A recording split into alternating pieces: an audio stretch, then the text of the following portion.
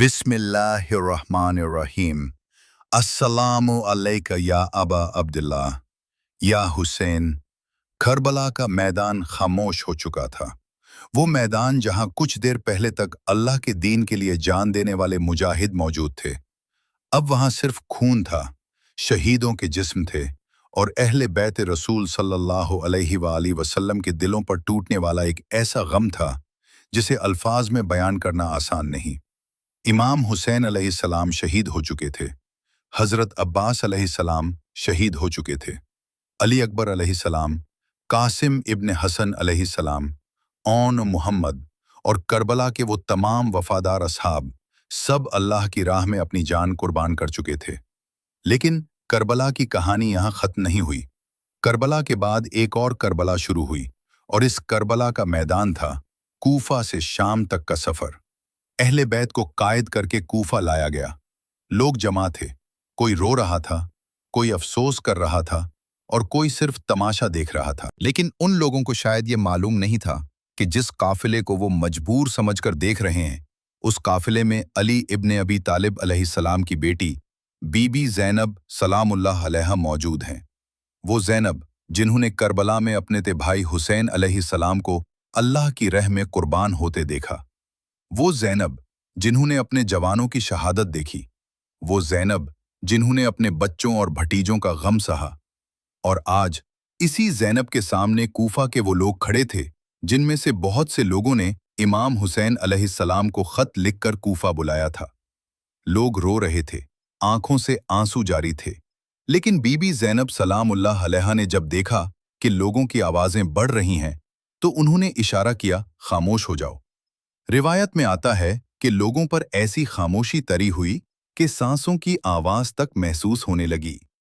پھر علی کی بیٹی زینب سلام اللہ علیہا نے اللہ کی حمد کی، رسول خدا صلی اللہ علیہ وسلم پر درود بھیجا، اور پھر کوفہ والوں کو مخاطب کیا۔ بی بی زینب سلام اللہ علیہا نے فرمایا، اے کوفہ والوں، اے دھوکہ دینے والوں، اے دغا اور بے وفائی کرنے والوں، سوچو یہ الفاظ کس کی زبان سے نکل رہے تھے؟ ایک ایسی خاتون کی زبان سے جس کا بھائی اسی شہر کے لوگوں کی دعوت پر کوفہ کی طرف آیا تھا۔ بی بی زینب سلام اللہ علیہا نے کوفہ والوں کو ان کی بے وفائی یاد دلائی۔ انہوں نے فرمایا کہ تمہارے آنسو رکنے نہ پائیں اور تمہاری آہ و فغان کبھی ختم نہ ہو۔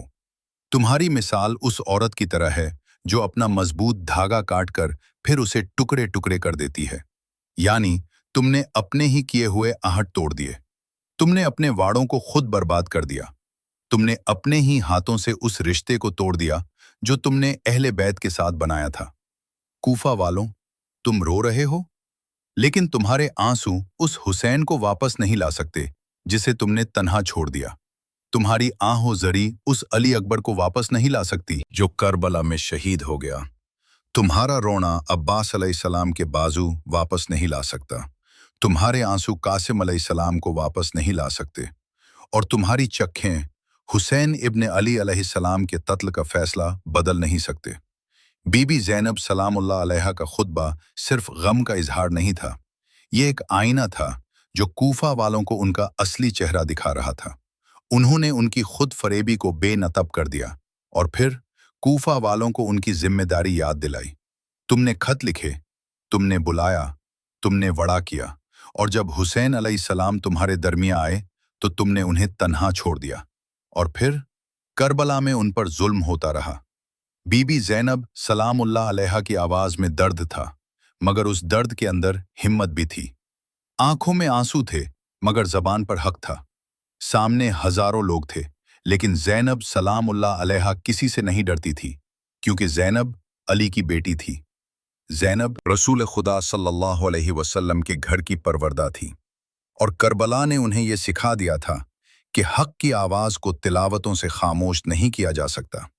کربلا میں حسین علیہ السلام کا جسم شہید ہوا، لیکن حسین کا پیغام زندہ رہا، اور اس پیغام کو دنیا تک پہنچانے والی زینب سلام اللہ علیہا تھی۔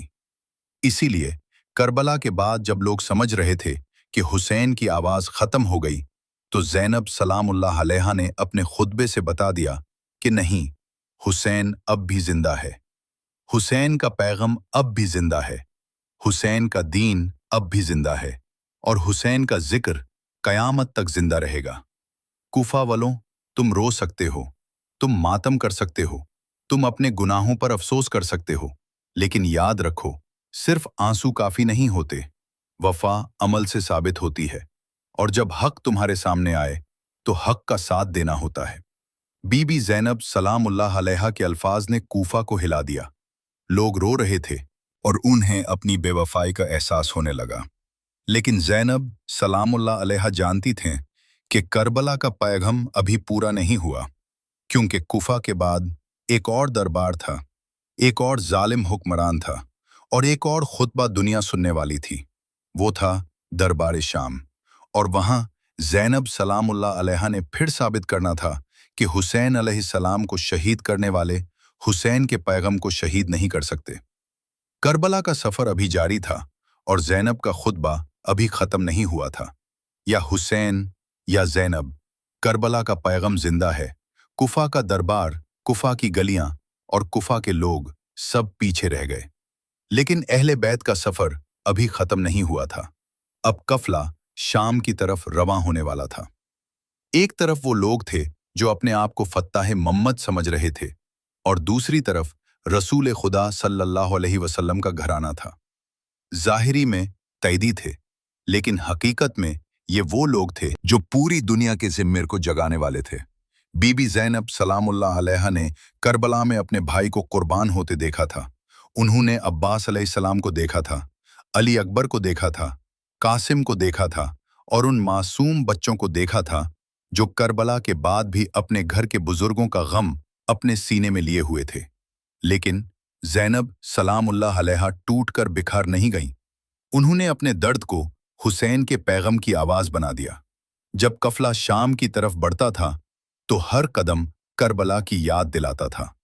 हर मंजिल हुसैन अलैहिस्सलाम की शहादत का पैगम सुनाती थी और हर रात बीबी ज़ैनब सलामुल्लाह अलैहा के लिए एक नया इम्तिहान थी।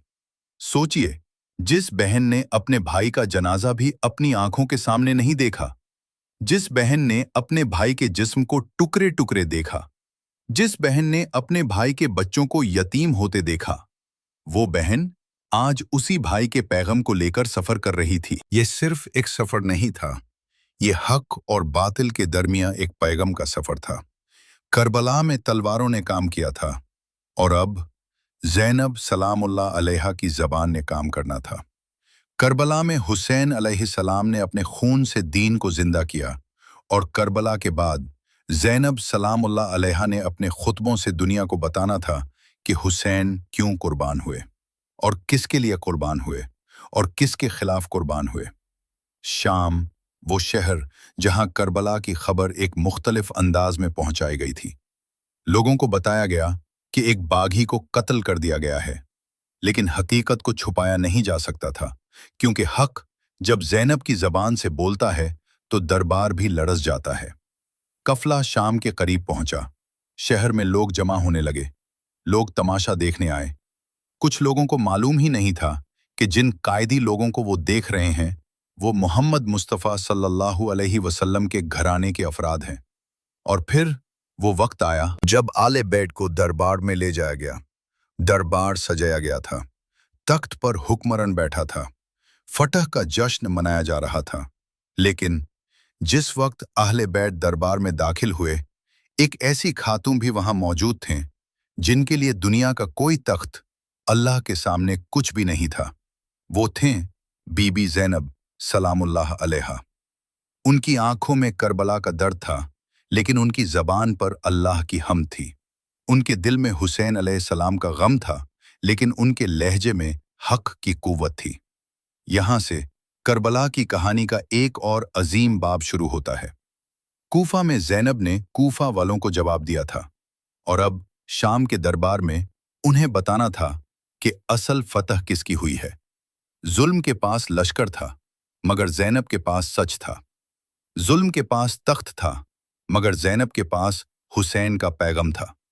जुल्म के पास दुनिया की ताकत थी, मगर ज़ैनब के पास अल्लाह पर यकीन था। اور اسی یقین کے ساتھ زینب سلام اللہ علیہ نے دربار شام میں قدم رکھا۔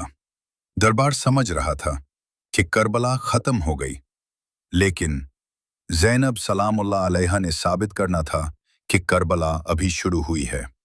کربلا کا خون اب آواز بننے والا تھا، اور وہ آواز قیامت تک سنائی دینے والی تھی۔ یا حسین یا زینب۔ حسین کا جسم کربلا میں رہ گیا، مگر حسین کا پیغام زینب کے ساتھ شام تک پہنچ گیا، اور اب دربار